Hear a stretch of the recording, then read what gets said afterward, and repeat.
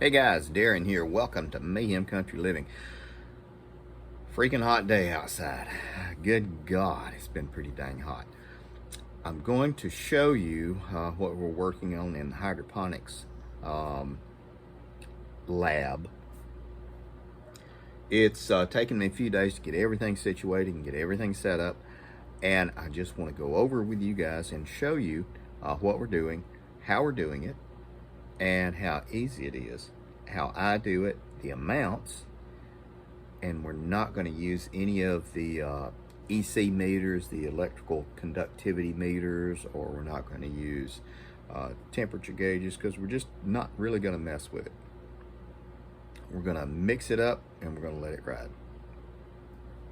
I will show you. More to come. Now, for about the past year and a half, 2 years, I have been using different types of nutrient, different mixtures and everything. It all kinds of works out the same.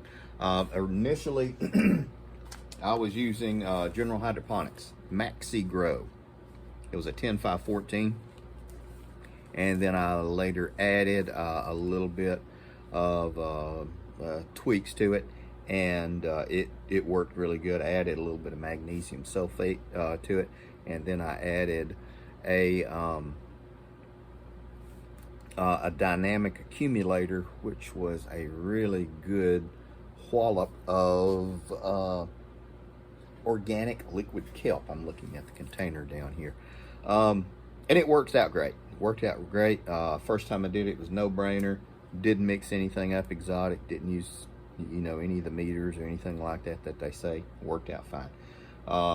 I used tap water, let it dechlorinate, because in my property we have chlorinated water.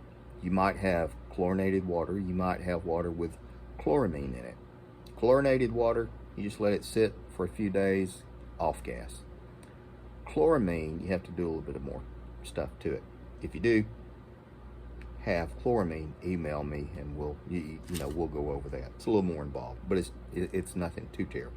Now, what we're using today is we're using Power Pack, which is Southern Ag, which is actually this, because during all the Rona stuff, I could not get the other nutrient. Now, this is fine, this works good. I have used this, which is generic Miracle-Gro. Don't tell anybody. And I've also used regular Miracle-Gro, Scott's Miracle-Gro. It's all about the same. Man, put on my papers here. 24/8/16, 20/20/20. They're all about the same. 18/26, 18/18/21. Anyway, 2 teaspoons of this per gallon of water. These are my tanks. These are cement mixing tanks, and they hold about 11 gallons of water. Again, easy stuff. If you mix a little more, it's okay. If you mix a little less, it's okay. Put it in there. Now, that's a pretty rich nutrient mixture, but we're also going to add magnesium sulfate. And what is magnesium sulfate? It's Epsom salt. Don't add the flavored stuff. Don't add the stuff with lavender or citrus or menthol. Don't add anything like that. All you need to do is just magnesium sulfate. And then magnesium sulfate, I've got this written down, 1 teaspoon per gallon. You can back off a little bit. If you're doing tomatoes and peppers, keep it at 1 teaspoon.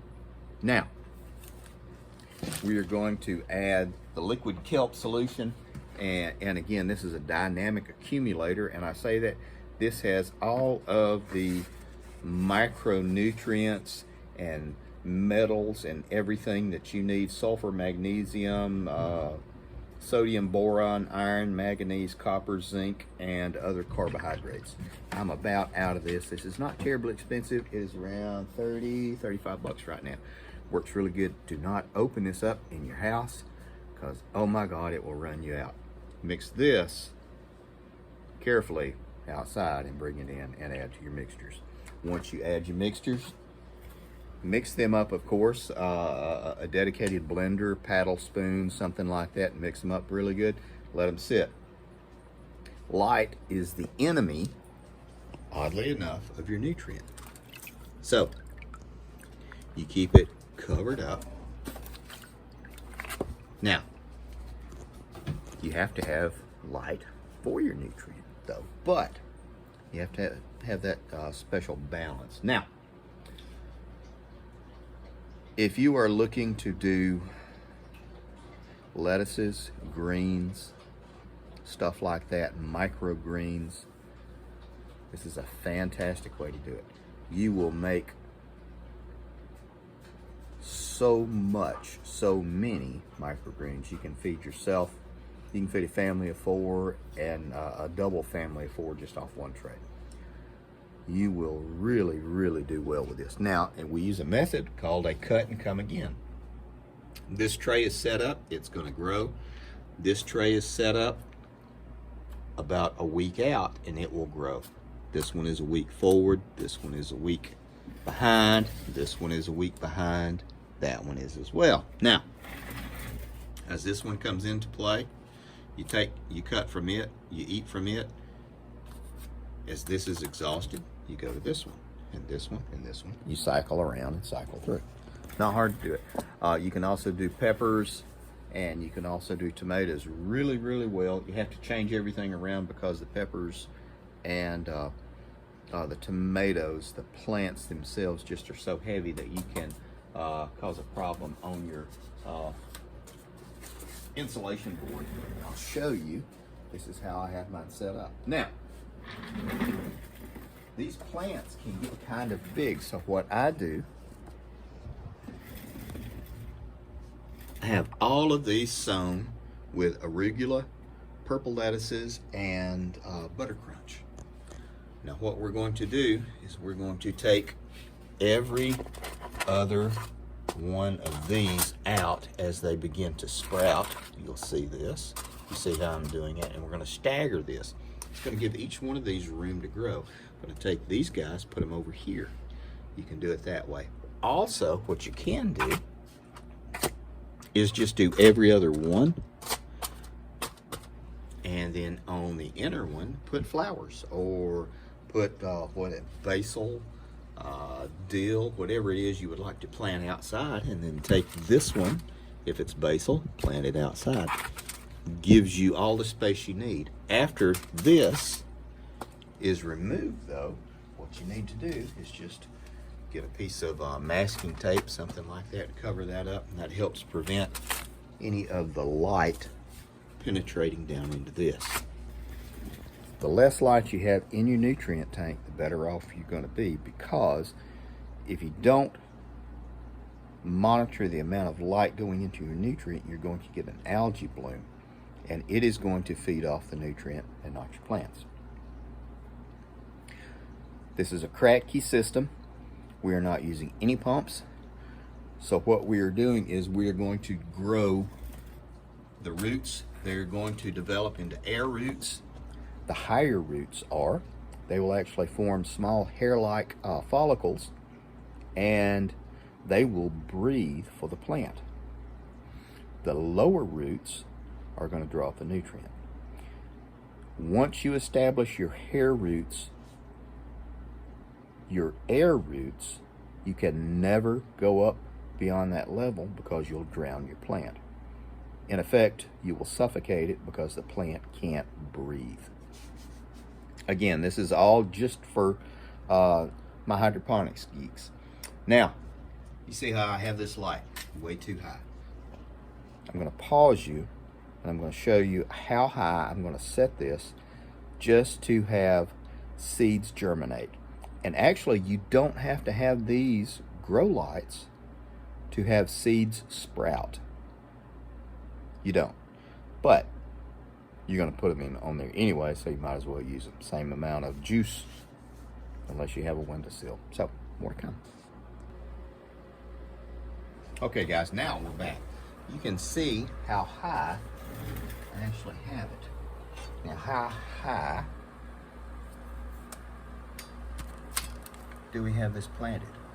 Or do we have the lights? We have the lights almost 2 inches off the bottom of the tray.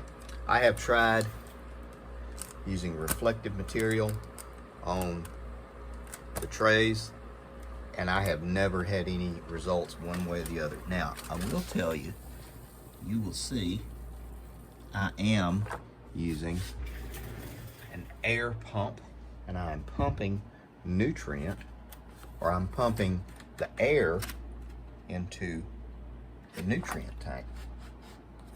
Something I've just started doing recently. It seems to work pretty well. You don't have to do it. This is just a modified Kratky form. So, and again, all I have are these little timers set up. My air pump is set every 30 minutes. There we go. And my lights are set up 14 hours on, 10 hours off. See, there you go. And you can see, there we go, that they're just aerating. And this is just the same pump that you would use in an aquarium. You can get an expensive one. You can get a $100 pump. You can get a $50 pump. It's a $12 pump. And it works pretty dang good. That's all I'm going to do for lettuces. I'm going to cycle through. I'm going to do a cut and come again. Again, I'm only going to take 5 or 6 leaves off of each individual head of lettuce. Cycle through it, cycle through it, cycle through it. So you can have all your herbs, you can have all your lettuces, and you can have fresh herbs and lettuces all the way through the winter. Why do this? Why? Okay. Pound for pound, ounce for ounce, lettuces are much more expensive than your steaks. Go order a big steak. No, don't order it. Go buy one from wherever you prefer to get a steak from. You will find that on average, a really premium cut of steak, of beef, is going to be around $25, $30 for 10, 12 ounces right now. It's about right. Okay. So you can break that down, $25 divided into 10, okay, $2.50 an ounce, like even by my public school math.